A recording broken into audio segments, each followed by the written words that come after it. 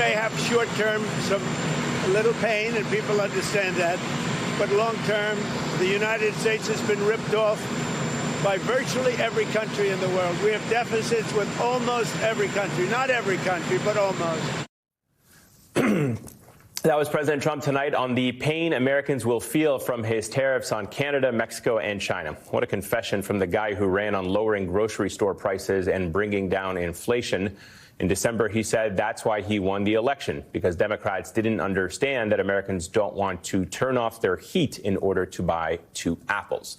Joining me now is Democratic Congresswoman Sara Jacobs of California. Congresswoman, it's great to have you back on the show.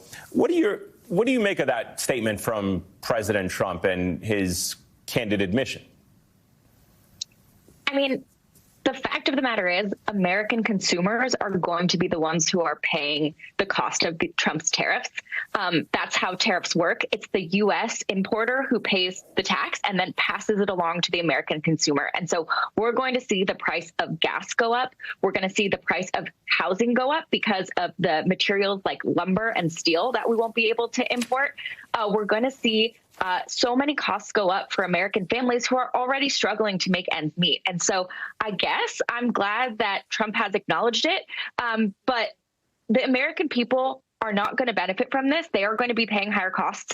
And to do what? Trump says this is to address fentanyl, but he has a fundamental misunderstanding of actually the fentanyl crisis. So I represent San Diego, the border, and I can tell you that 99% of people who bring fentanyl across the border are U.S. citizens. And in fact, when we cut down legal travel across the border and asylum, we actually saw an increase in fentanyl deaths in 2020 and 2021. And so this is going to raise costs for the American consumer, and it's not going to address the fentanyl crisis, which is what he says he's trying to do. So I'll be honest, I don't quite understand what he's doing here. Yeah, so, I mean, echoing Trump, you've got Republican Congressman Byron Donalds of Florida saying that the risks with these tariffs are worth it because of a massive amount of fentanyl that you were just talking about coming into the U.S.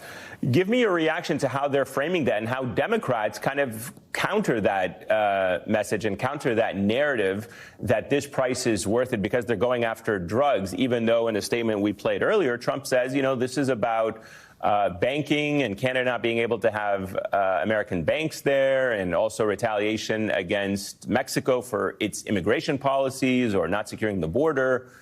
It's just all over the place.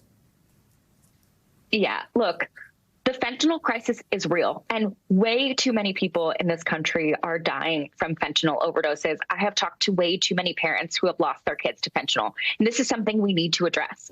But tariffs on Mexico and Canada are not the way to address the fentanyl crisis. Again, 99% of fentanyl is carried across the border by U.S. citizens, which means there's not much that Mexico or Canada can do about that.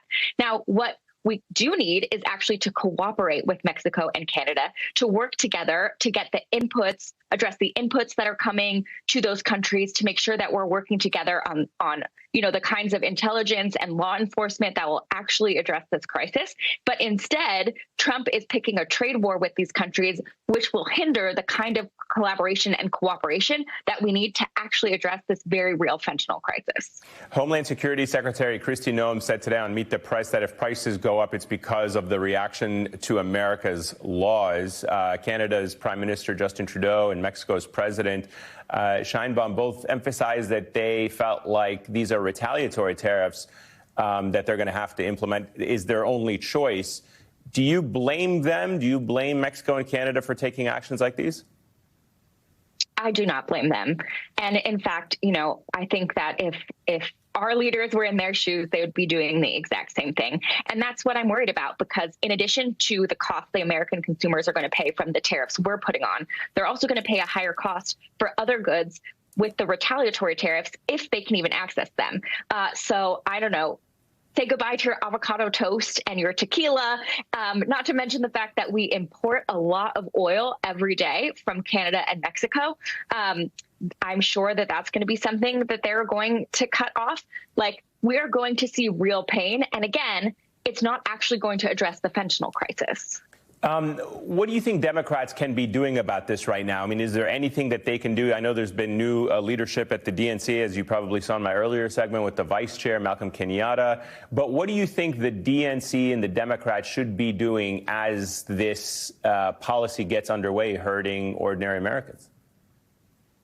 Well, unlike many of the other things Trump is trying to do, he actually does have the authority to implement these tariffs. And so from like a purely statutory perspective, we're not going to see the same kind of response that we're seeing on other issues. However, this is where it's so important that we work with everyone and that people are very vocal about the higher costs that they're paying, because I think when Trump really feels the outrage of the American people, he's going to have to walk these back. And so we're going to have to make sure that he is hearing and feeling and seeing how much this is hurting the American people.